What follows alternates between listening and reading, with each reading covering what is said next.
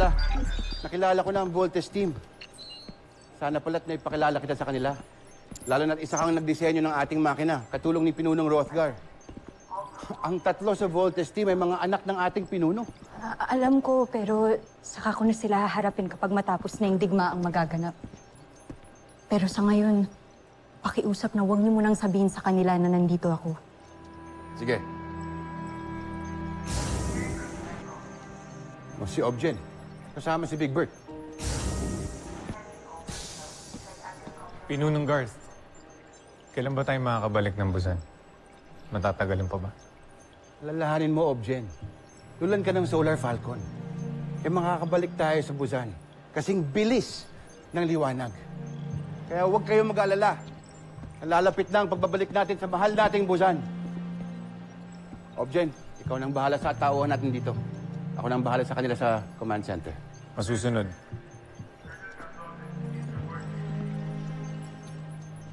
Jen.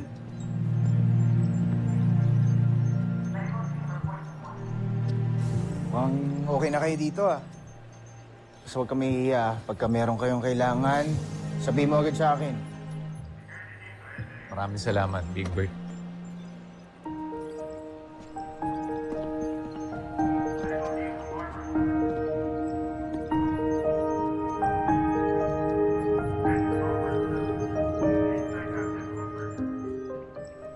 Para sa imperyo ng Busan. Para sa Busan. Kahit nabikunin yung pasabugin ng Terra Air 2, may dahilan pa rin tayo para magdiwang. Huwag kayo mag-alala, General Oslak, Baron Sander, sa kabila rin ng inyong kabiguan, alam ko na nasa akin pa rin ang inyong katapatan. At may didala naman kayong regalo sa akin, hindi ba? Si Rothgar? Tusentak, Chomfre.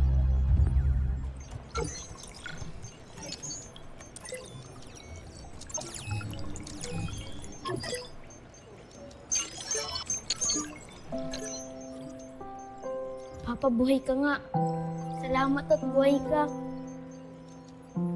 Di rin kami makapaniwala na makakapunta na din kami sa planeta ninyo. Na makakapunta rin kami sa Busenya. Papa, hintayin mo kami, ha?